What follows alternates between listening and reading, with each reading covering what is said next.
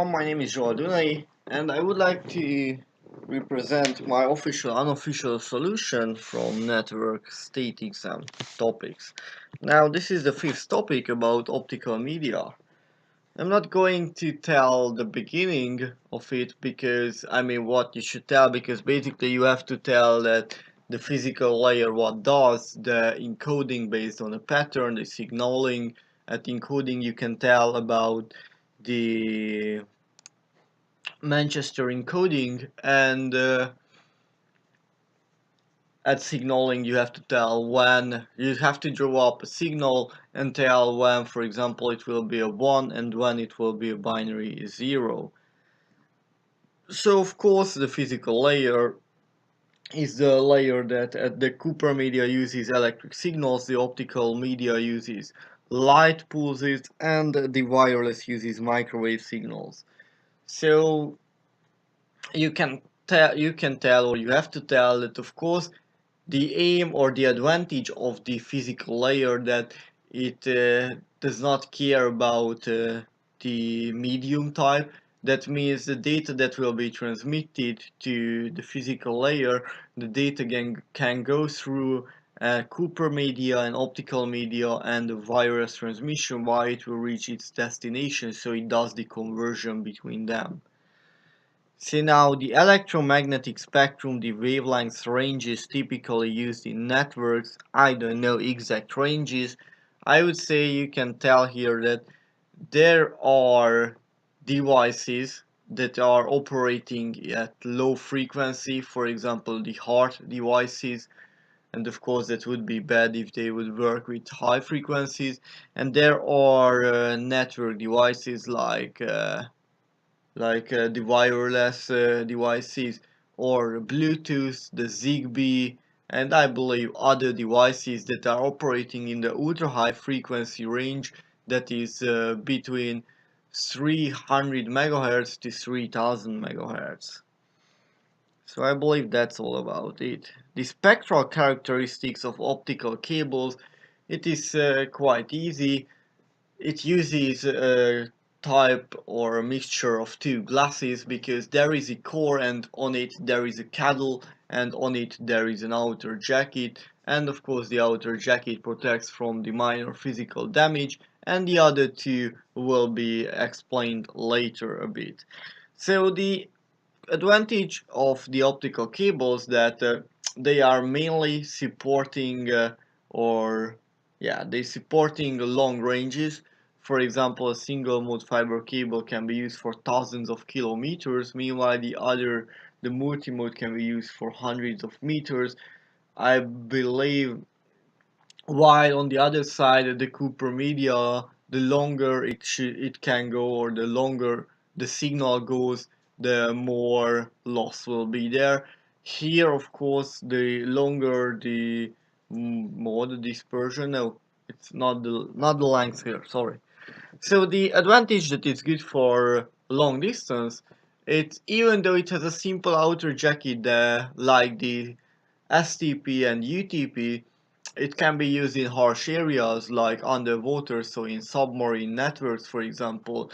And the really advantage of it, that as I said, the distance, that we can connect wide area networks together, and of course we can use for local area networks as well, but it is really good for long distances.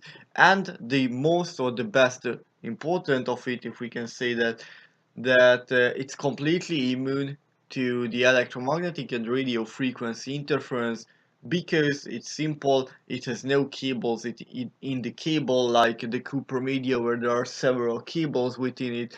So they will, of course, if we put two Cooper cables too near or close to each other, then then there will be crosstalk.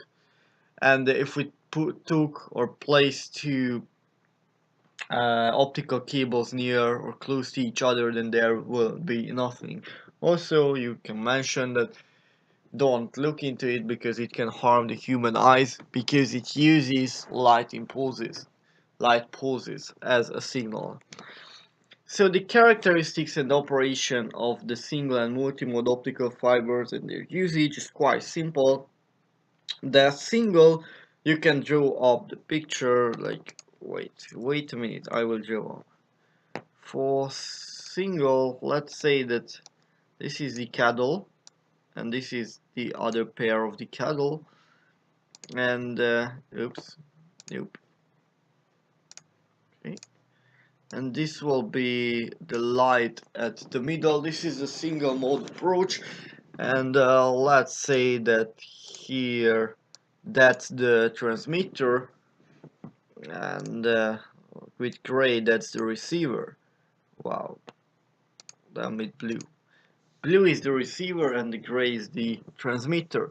So in a single mode approach, the source will be the source of the signals will be a small core, a small laser that is extremely good.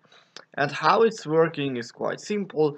It's emitting a single ray of light or signal, and that will be transmitted, and the receiver that are going to be photodiodes are detecting the light, the signals, and will convert back them to voltages and will use that. So the single mode approach is extremely good because it's good for thousands of kilometers. So that's why, or usually, it's used as the backbone of a network. And as I said, we can connect, for example, two countries together with it. It can be used in harsh areas. It supports higher bandwidth than the Cooper media, and it has less dispersion. The dispersion means the strength of the signal. And I believe that's all about the single and how the multimode looks like, because that's a bit different. At multimode, we almost have exactly the same approaches. I mean, in that case, we are not shooting a single ray, but multiple, so they can go in different pulses. And here is the important that this is the core, the transmitter, and this is the cattle.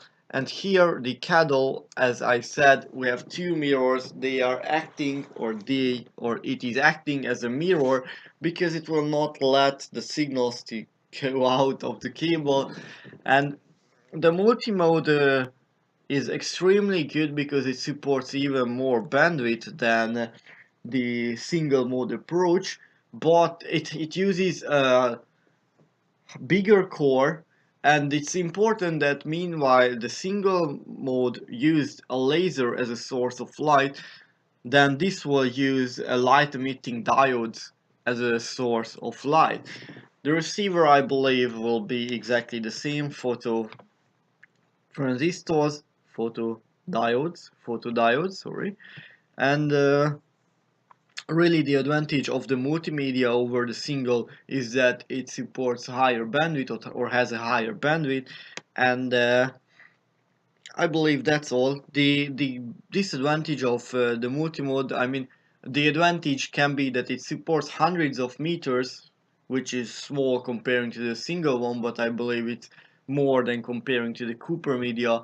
But this can be also disadvantage, and the disadvantage of it that it has a higher dispersion rate, so the strength of the signal in this case is not that good. I talked about the transmitters and receivers and the signals and distortion. It's quite, I don't know whether there is noise. I believe not, because they are immune. If there is, then check for it. But that's all about this fifth topic, and if I said something wrong, then again I don't really care. And don't forget to subscribe to my channel. Thank you.